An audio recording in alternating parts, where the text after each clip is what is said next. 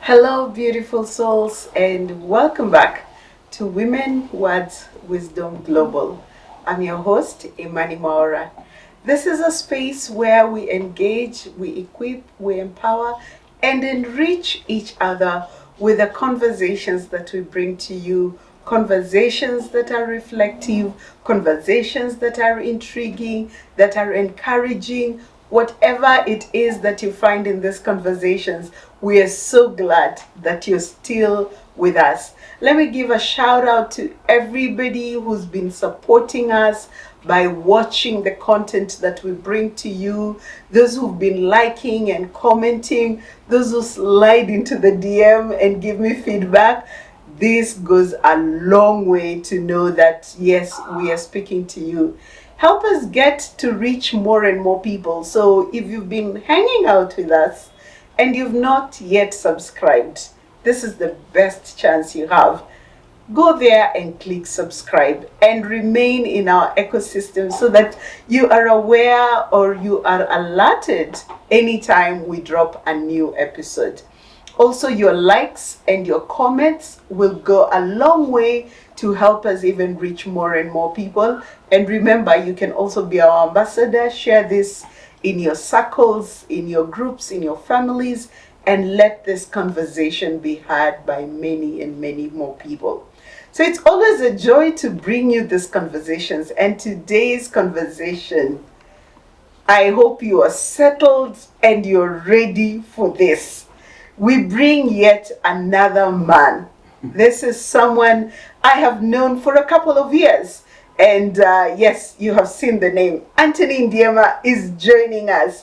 I will tell you, I met him in the media circles way back when you were at Hope FM. Oh, wow. Yes, that's when we first met. You actually went to campus with my brother. Yes, I know your brother. Yes, I know your brother very well. Amazing guy. Yeah, and then once upon a time, I tried to also get into TV, and I was gonna be with Ndiema. And yes, I did a show with Ndiema, so Wow. it's a time for me to also. So this feels like a full circle, reunion, yes. A reunion, Of sorts, that's true. Yes. So it's really nice to have you here. Thank you, and it's good to see you. Yeah, karibu sana. Many years. Yes. I thought you were just about to say we met in the 90s. You know the name nowadays. When were you born? 2000. 19. Yeah. And then they call us. There's a word I saw on the social media the other day that when you start saying 19, like Right there. Yes. And there's an old school. Yes. So yeah, we are old school. let's accept it. Yeah. We are old school, but it's so exciting to be here. Great. So Anthony, I have known you in that space. Yeah. Let's start before even you came into the limelight of media and communication. Who was Ndiema growing up? Hey, I was I shared this story and some people think, are you sure? So the first time I got a show on TV as on KTN, the guys I was with in high school had a debate for almost a whole week. Okay. They said, huyo hawezi kuwa Ndiema. Why? That is his brother. Because I was a very shy boy. Really? I had a lot of esteem issues when I was growing up in high school. Yes. So just getting to a space where you're in the public, that's God manifesting in another way. Yes. Yeah. So I wanted to be an architect. Okay. I come from a family that is heavily maths, that direction, engineering. Yes. Some of my brothers are engineers. My father was an engineer, just retired the other day. So I was to be an architect because of that pressure. But I never did well in sciences, in maths. So eventually I got an opportunity to become a teacher. Okay. So I went and trained in KU to be a teacher. A teacher of English and literature. But then passion just kept growing while I was in campus. I was doing drama. And so radio started calling while I was in campus. I used to listen to a lady then called Tina Nzuki. Tina. She was amazing. Every time I listen, I'm thinking, I really want to be like her. I want to get into radio. And the rest is, like they say. Oh, wow. That's amazing. So, and okay, maybe I should park this for a later question. About a child and the family that sometimes tries to drive you this way, but you go the other way. But we will get there. So let me park that. But let's continue with this. Now you've studied English and literature. You are a teacher. Drama is calling you, and radio calls you. So I taught for 3 months. But so a very interesting story. I organized a careers event in KU during our last days. But then we invited quite a number of professionals. So one of these professionals was in charge of a radio station in Mombasa. So it's a long story. Let me not get into the detail. But then for him, I actually saw an opportunity. Myself and another friend of mine called Geoffrey Njoroge, who's now in charge of creative and production at Radio Africa. So we just saw an opportunity. We went to Mombasa to do teaching practice, then went to that radio station called Baraka FM, and we volunteered. So we'll go to school, teach up to about 4 p.m., come to the station, do some work up to about 10 p.m. For a number of months. When teaching practice came to an end, there was an opportunity for us at the radio station. And so that was now the entry into media. So worked at Baraka FM for 3 years. Did everything you can do on radio. I was a sports and I was a comedian. Oh my goodness. Imagine.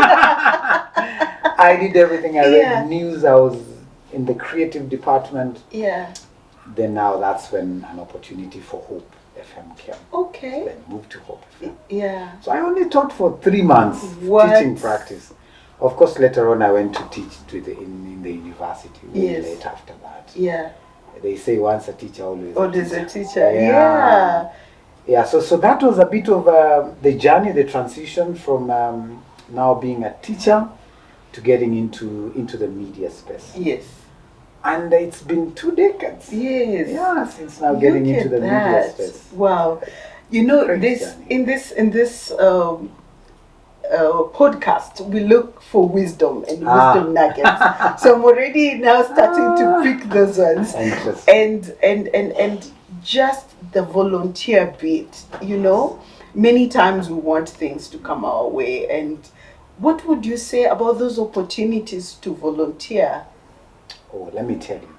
First of all, even the career opportunity at KU coming, it was a place of service.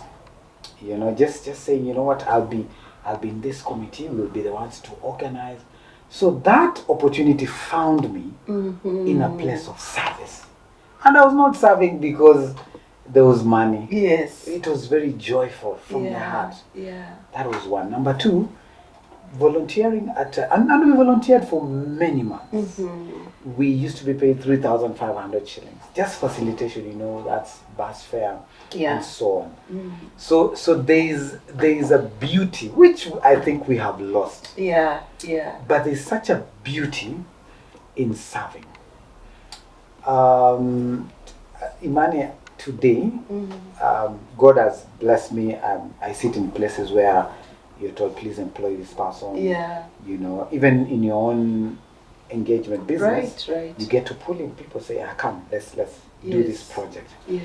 One of the things that are very critical that you look at is this person able to stand when you're in those very tough tough times. Tough times, yes. Right? Yes. And so it's a lot of the things you get to see is, are they just here for the money? Or is there something more? Of course, there's passion and all that. Yeah. And so I think you can be able to pick where service is, where heart is. Yeah. You get. Yeah. And so it is very critical, especially for our young people today. Yeah. Do not panic. I know some people tend to misuse others, but there is definitely always a lesson you pick from an opportunity to serve or to volunteer. Yeah. Because those are building blocks to the person you become in the days to come. Yeah. Yeah. There you have it. Serving is not in vain. It is not. Volunteering is not in vain. Yeah. It's a building block, and you never know who's watching. That's you true. never know who's watching. Yeah. We're living at a time, Ndiema, where previously there were radio stations and TV stations that you needed to look at me now. I have my own station. Oh my goodness. I have my own station. Right. And so are many other people that these days people have become content creators. People have become, they can create that on their own. Yeah. But you are not just a content creator, but this has become I can call you a subject matter expert. Right. Because being in that space of media and communications for all those years, you are considered an expert. What would you tell someone who's trying to create their own content and station and channel? Yeah, so it's very interesting. So part of what I do, of course, is digital content strategy and communications. So that's my line today. Think of way back when we used to listen to radio. Yeah. It's called radio by appointment. So I tune in my radio at 7:30 p.m. and listen to Ushikwapo Shikamana. Or I tune on to TV and watch a program. Yes. So it was purely by appointment. By appointment. So today, it's really shifted. And since we live in the information age, everything is on demand. Yes. I need to watch when I want to watch, how I want to watch. On a gadget, I will watch through as a tool, and for the time I want to. So there is no other option. Whether you're in mainstream traditional media or you're in the digital space, you have to create content that is on demand. It can never be again by appointment. I come in when I need to come in, as a consumer. And so, even as you create, and this is for the content creators, even as you create content, I mean, the market is so huge. But today again, people go to whatever tool to get their content. Yeah. They go there to get very specific content. Right. So that teaches us something, that you can't keep on doing generic content. It is very good to master. So master a line and be very specific with that line and be consistent with that line and grow in that line. What that does is that you have a niche that makes meaning. You make meaning to them. Yes. So they keep coming. Yeah. They keep coming. Yeah. And once you're consistent, they keep growing and growing with you. I like wisdom words. And then there's women, right? So you already have a very specific niche of people you get to speak to. Yeah. So create a niche, create on-demand content for them, but you have to be very, very consistent. There's something else I usually add. If you're a content creator, between visibility, and this can be a controversial matter, but between visibility and value, go for value, all right? Because everyone is churning out something every day, and it's for visibility. Yeah. today whether on your Instagram or TikTok, you just keep scrolling and either the shorts or the reels, a lot of that is for visibility. You keep scrolling and scrolling and scrolling. But even the people who get to pay, how do they pay? Value. They pay value, but they also pay people who come in to stay in there a bit more. So, because if you stay in a bit more, then I have an opportunity to write in there, sneak and add, and you'll actually watch. But if you're moving, it gets very tricky to do that. So content that is heavily value-based, vis-a-vis visibility, on the other side, I believe, number one is reach, but number two, it also gives anyone who's out there an opportunity to come and put some money in it. I feel like you're schooling us, and my production crew is here. You're schooling us on this space that we got into, but that makes a lot of sense. Value, consistency, visibility has its place. It does. Yes. Amazing. So I'm curious to know, there's also the place of credibility. Yes. Wow, that's what can you say? You have touched a nerve. Yes.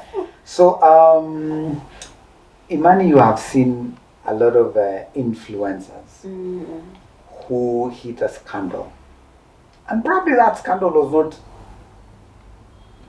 verified, but it's just a rumor and it goes viral many times. The people who have been working with them, they pull out and they say, I don't want my brand to be associated with this and this. They say, we respect you, you're a great guy, you have the numbers, but I'm not sure I want my brand. The reason why that brand is working with you, it's because you have numbers, you're giving them value through the numbers. But then if you coming back to value, but then if you lose the value through the numbers, then they have no meaning, working with you right in there. And so I truly, honestly believe the same way we throw stones to politicians and say they have no character. We are in the public spaces as content creators. And so character is very, very key. We have many people who follow us. We have many people who listen to us. We have many people who believe what we get to say. You remember radio those days? Radio is gospel truth. So there are people who take what you're saying, because you're in a public platform, as gospel truth. So character is very, very key. And of course character then will be credibility. You say what you do, you mean it, you walk it, you live it. So as a content creator, and especially if you're doing content that is value based, character needs to be working with you right on the hip. And that's how people get to value you more, respect you more, and work with you more. I'll say something again very briefly about character, value, and numbers. There's someone who puts up a post on whichever channel and they get 1 million views. There's someone who will do that and they get 300 views. But because that person has a credibility and a value, chances are the 300 people are people who also walk the same direction. So it's small, but quality. So you keep on the same track, you keep growing, but you have quality, character, credibility. And probably just one of those people can pay the bill for the whole 5 years. True. Wow. I am benefiting from this. I didn't see that coming, but I think you said you're a digital strategy. Digital content strategy. Digital content strategy. I'm benefiting from this, and thank you very much. The other thing I know you for is storytelling. Let's touch about storytelling and audiences. Yeah, stories are very powerful. I think anytime you want to get the attention of anyone, you use stories. Our president is an amazing storyteller. Yes. Give it to him. Yes, for sure. Yeah, Jesus Christ was a great story. He used a lot of stories, parables, to speak and to engage. And so storytelling is real. Allow me to just say something right here. Yeah. And this is about African. To be very more specific about, is something I was reading earlier today about African storytelling. Okay. So you see, in our time, Imani, you and me, yes, you will never have a phone on set. Things changed. I know, things have changed. Yes. Yeah. So this is about storytelling. Yeah. So let me just say something about Africa, and especially Africa and storytelling.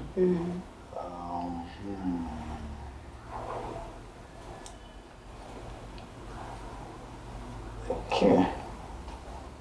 So remember that good content attracts attention. All right. But then, good storytelling attracts impact. Good storytelling attracts impact. Yes. Okay. So there is attention. Yes. But then there's impact. We still go back to what we said about value and visibility. Yes. All right. So there is visibility, and people will watch, and you'll get the numbers. Yes. But beyond that, there is value, and that value is what we are talking about, impact. So storytelling sometimes is slow, sometimes it just keeps going. Yes. But then right in there, you are able to get impact. All right. Yes. So then storytelling becomes very powerful when it is honest, when it is human, when it is hopeful. So honest, human, and hopeful. So I look at those three things as very key ingredients of storytelling. There's an honesty, there's a lot of hope that comes as a result of telling stories. Yes. But beyond that, then you're able to create impact through the storytelling that you get to do. Yeah. So I think in every bit and piece of content, it's very important to have an element of storytelling. Yeah. Captures attention. Yes. Through the attention, then you're able now to deliver your impact right in there. Yeah, I love that storytelling that is human, that is hopeful. Yes. And that's what creates impact. Exactly. You know, I want to put you on the spot on your story. Okay, no, go ahead. Well, and just switching gears into you and family, and also into the podcast that you run. All right. I give us a snippet of how you met your wife. Okay. Oh, Neno. That's a nice. Shout out to Neno. Yeah, so I met Neno at a petrol station. Why?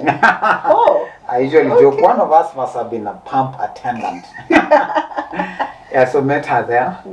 Of course, I'd been, I was in that process of I work, try this, it's not working. But then it was really nice just seeing her and seeing me. And for me, it was, I saw and I thought, this is it. Yeah. This is what I've been looking for. Yeah, it was those ones. Yes. Yeah, but then it kept growing and growing. So wait, so you met at a petrol station? We met at a petrol station. Exchange numbers? Okay, let me tell you the story. Looks like you want that story. I want that story. Neno has not shared with me. Okay. So a friend of mine calls me. We've not talked for a long time. He says, "Hey, Anthony, I have a friend of mine who's moving from one side of the estate to the other. Please come." I had like a small Nissan I think B12 or something, like a small nice car. So please come and help me carry the stuff. Yes. Moving from one side to the other. Amboseli was going to Haderu. Yes. Yeah, Uko Aguinskodek Road. Yeah. Yeah, so my kindness. Sawa, it's poor. Yeah. So that evening we go. we meet. So we are meeting at the petrol station. So that's where we met. Then it was Kenol Kobil Valley Arcade. Yes. So we meet there. It's drizzling. I saw her coming, and I'm thinking, oh my God, she looks so nice. Yeah. So she came in, sat in the car. I don't know why I had an obsession those days for hair and feet. I saw those two things. I saw she. In the midst of the rain. Yes, in the midst of the. I saw the hair, I saw the feet, and I thought, nakapua. So we go to her place. So she's the one who was moving. She was the one who was moving. Sorry. So Isaac, my friend, came with her to the car. Yes. So that was the friend who was moving. Yes. So in my mind, I thought, I haven't spoken to Isaac for a while. This must be Isaac's girlfriend. But it is well. She looks nice. That's okay. Yes. So we go get into the car. Now we go to her place. It's still drizzling. That day, my car just stopped. I don't know what happened. Oh my. So they had to come out and push the car. The beautiful lady. Her heel broke in the process. Oh no. Yeah, that Sunday evening. So anyway, we go, we move, we take her stuff, one round, take to her SQ, come for the second one. And I'm thinking, this night just needs to keep going. Let it not end. Yes. So by the time I'm finishing, I'm thinking, how do I extend this? So I called my brother. I was living with my brother and sister. I told them, I'm coming with some friends. Please prepare a meal. Okay. So they obliged. Yes. So we went, had some meal. We stayed up to about 1 a.m. 30 minutes. Yeah. So then, of course, dropped Isaac, dropped Nen at her place. But before I dropped her, I used to work at Hope FM then. So she asked me, give me your number. Tomorrow when you're on radio, I can request for a song. I was waiting for that question. Because I don't want to ask for her number. Because Isaac is there. Isaac will think, what's wrong with you? Yeah. So I gave her, do you how many business cards? Ndio hii kipotea. You'll use this other one. So I gave her a number of business cards. Yeah. And it was a great evening. Ended right there. The following day, my radio show was between 1 to 4 p.m. Hey, our 1 nothing, our 2 nothing. Yes. Ikaisha, I thought, wow, that must have been a bad job. Yeah. Day 2, day 3. Oh no. Nothing. I think day 3. So I called Isaac. I'm thinking, oh my God. Yani tulikutana tu na that beautiful lady. But then something else tells me, we need them more Isaac. Forget about it. Yes. Alright? So day 3, I just called Isaac. I said, Isaac, sasa, rafiki yako alisettle poa. I'm trying to get him. Yes. Akasema alisettle poa hata tuko naye hapa Kencom. Okay. At 8:30 p.m. Oh my. I thought for sure. So my heart just said, you know what? Forget about you.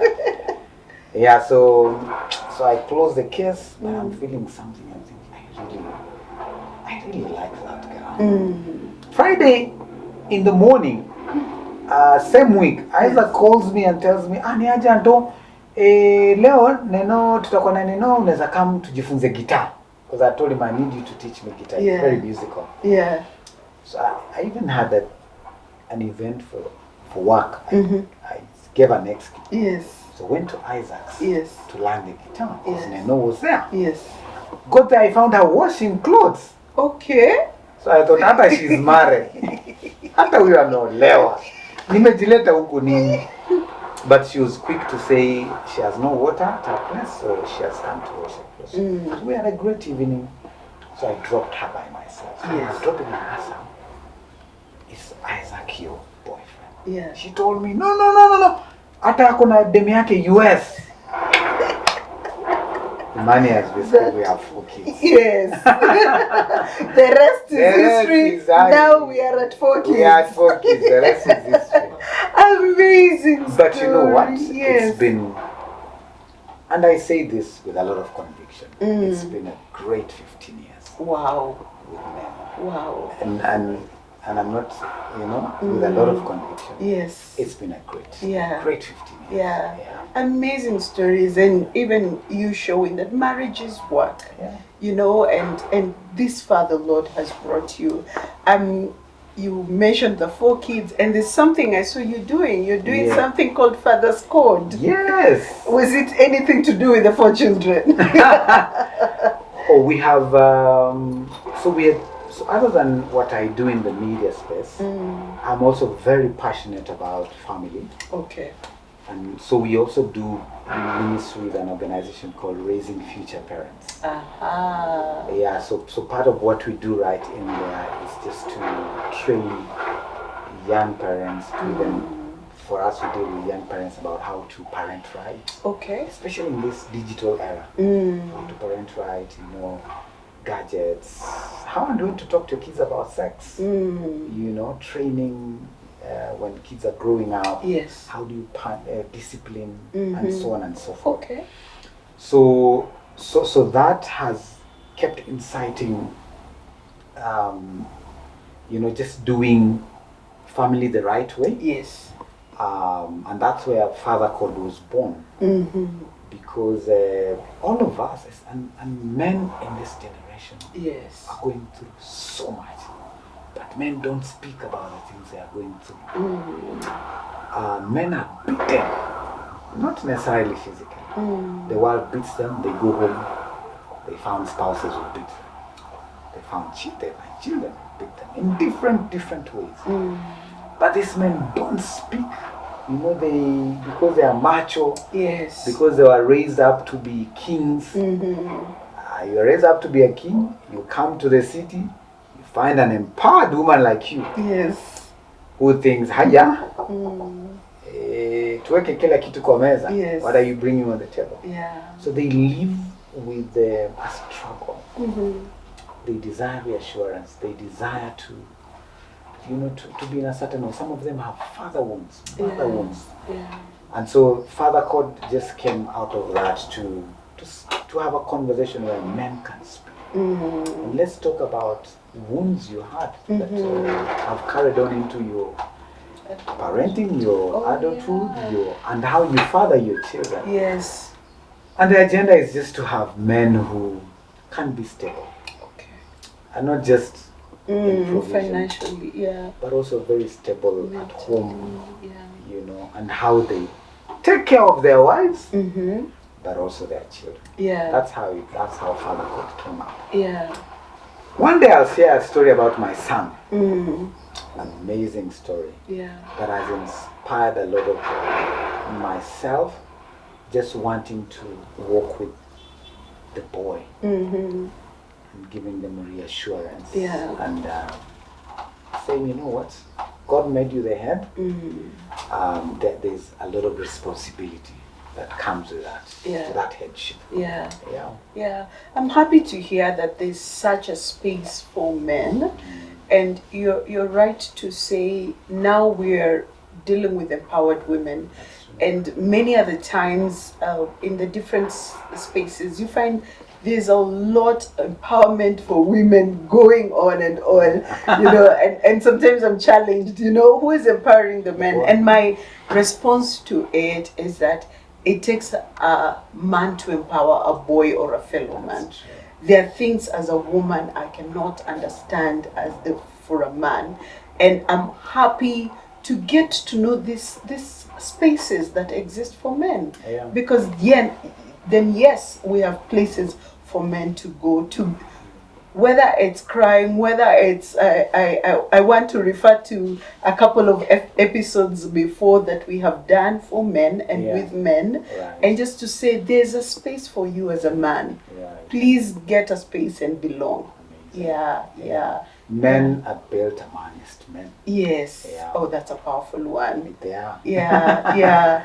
And you alluded to it and the pressures of life, and I want to combine the pressures of media, the pressures of life.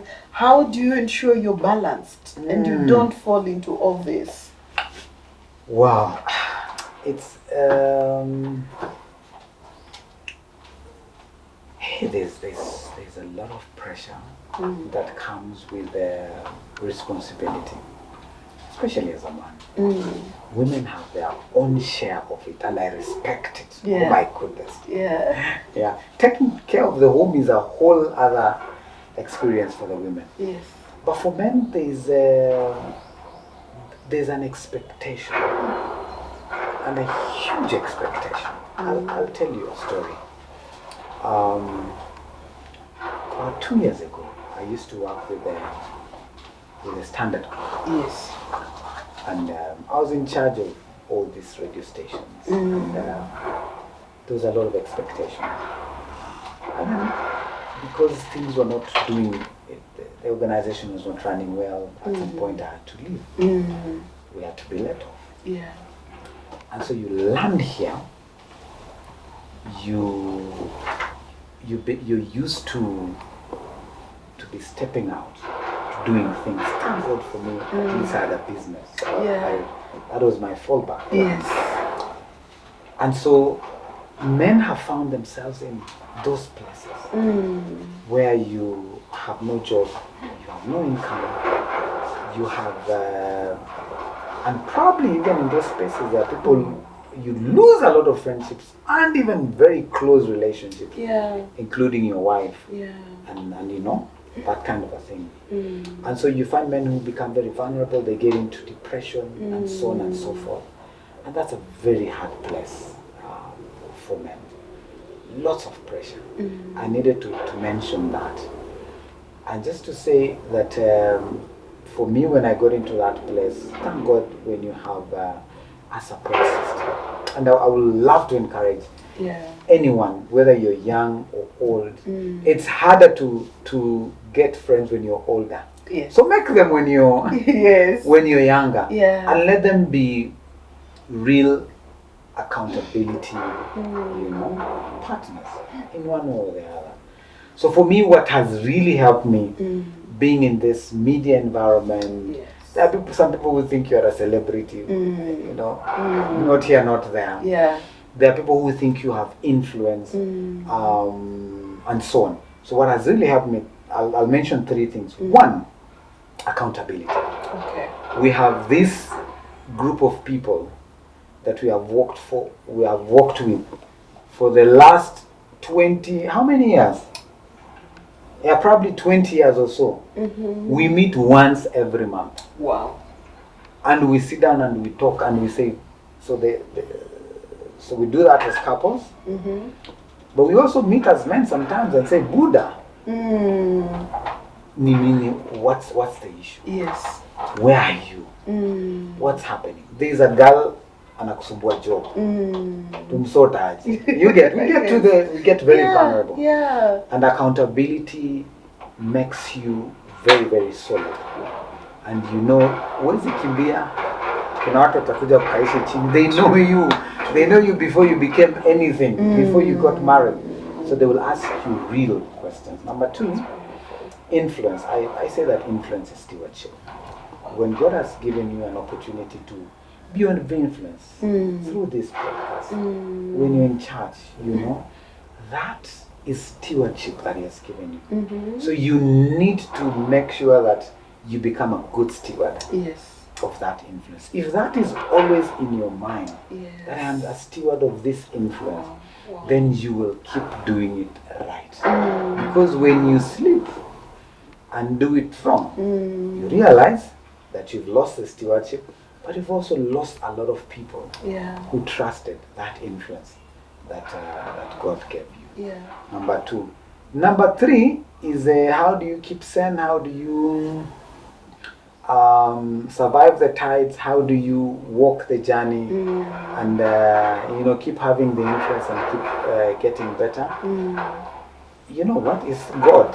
There is no other way of saying it. Yes. You have to have a deeper dependence beyond what you can do for yourself. There are things my wife can never do for me.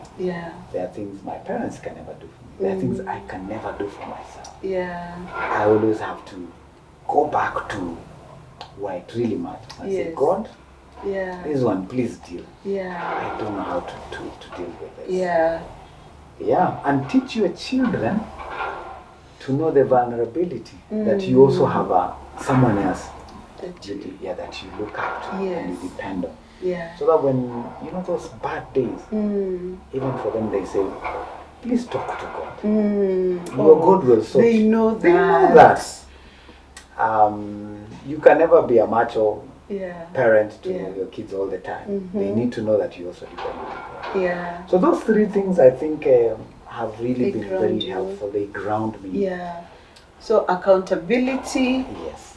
Influence, which is stewardship, equals to stewardship. Yes. And God at the center of it all. Yes, and God at the center of it all. Yeah. And I like that statement you said about your children. They know that, talk to your God. Yeah. There's a question I packed at the beginning. Okay. God. Shoot. Yes. And especially being a parent in this time and age. Yeah. And then there's a desire you have for your children. And then they don't go that route. Ah, yes. And since you deal with that, raising future parents, what would you tell a parent who is there? Yes. Right. So the word says, the Bible says, train up a child in the way they should go, and when they grow up, they will not depart. Yes. So think of a bank and the deposits you put in the bank. So wewe unakwanga, either it's on your mobile money, you keep just doing deposits, whether it's on Mshwari, or at the bank, the counter, you just keep doing deposits every time. The day you will not have any money, where do you run to? You go back to the bank because you've put so much deposits. Yes. And you will say, I want to withdraw 3 million shillings to take care of me for this period until I get to invest again. Right. All right. They will give you the money. Yes. Because what were you doing? You are depositing. That's how I see it. You see, we have a responsibility to train the children. We have no idea what they will become tomorrow. Yes. We have faith that they will be great children. Yeah. They will be stewards, they will be resources, they will have influence in their generation. But we don't know. We've seen people who've trained their children very well and they became something else. But that day when bad influence comes, and they run and start doing funny things, they will remember the deposits that you as a parent put in them. And because you pray for them, because you have already deposited something in them, that's where they will reach. And they will remember, my goodness, my father used to. That's what the prodigal son. Yes. But he's a home. Back to his senses. And he came back to his senses. So they will come back to their senses and think, oh my God, this is what my dad used to do. This is what my mom used to do. And they will find a lot of deposits in. Those are the deposits they will use to turn back. If they don't turn back, if they go their own direction and even go and they lose their lives, you will never forget that you still did the right thing. Wow. You still did the right thing. Yeah. And so it should not kill you because you still did the right thing. Wow. Keep depositing what is right. Exactly. I know that's wisdom for a parent somewhere. And you know what, Imani, as well? Yes. They say that in the early years of life, what you put in them is a template that will walk with them for the longer time. There's a course we teach called How and When to Talk to Your Kids About Sex. And in this generation, you start at 3 years. What? Not at 14. So 3 years, what are you telling them? No, they need to know. At 3 years, they need to know their private parts. They need to call them by name. Yes. You get? Yes. And the reason why you do that is because when they step out of your house, they will hear many things. From some of your friends who have no ideas. From some of, Yes. So, but when they hear those things, they remember. But Father told me that I should not do this. That this is called this. So it's a template. Yes. So you put things. When they meet other things, they realize there's a better template that was already designed for me earlier on. Okay. Yeah. Someone needs to attend this Raising Future Parents. Well, great content. Yeah. Wow. And Ndiema, we can talk about so many aspects of life with you, and this is very, very informative, even for me. But let me move on to some fun parts. All right. And give you some quick, rapid fire questions. All right. Radio or digital? Radio. Okay. And your voice is still that voice. Or for radio. Yes. You know, radio, you engage another gear. You don't talk like this. Uh-huh. Yeah. Okay. You just, radio is drama, radio is fun, radio is... Okay. And then the beauty about radio is, we call it the theater of the mind. Radio is, you build pictures and imagination. Yes. Yet you're not seeing some. Even for both the presenter and even the listeners. Exactly. So there's a theater of the mind. Theater of the mind. There's a mystery around radio and on this other side. Okay. Radio is beautiful. Okay. Good to know. Yeah. Strategy or creativity? Strategy. Okay. I say strategy because creativity thrives very well when there is order. And that order is strategy. Yeah. Okay. So creativity that is without order then becomes something else. Amazing content creators. Even the ones, a number of them in Kenya, they don't just say, sasa tu do skit ya. Ewe uko huku nini. They do a script. They start with a strategy. There's a script. It's well put down. Yeah. That order is that strategy that then gives your creativity life. Yeah. Yeah. Awesome.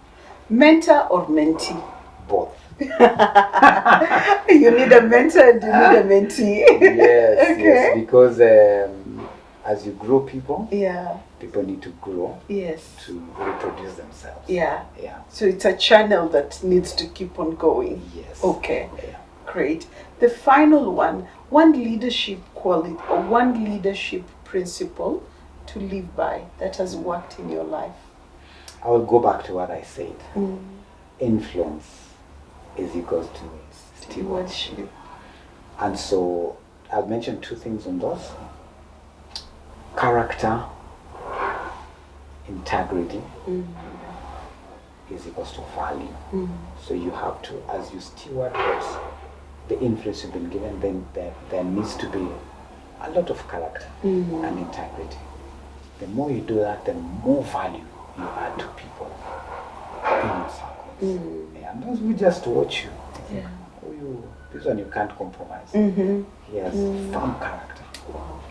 We all desire that, right? Yes. We all desire that. Yeah. Wow, that's amazing. Thank you so much, Ndiema. Any parting shots? In today's generation, it is a fast generation. My goodness. And optics is everything. Yes. Optics is everything. Yeah.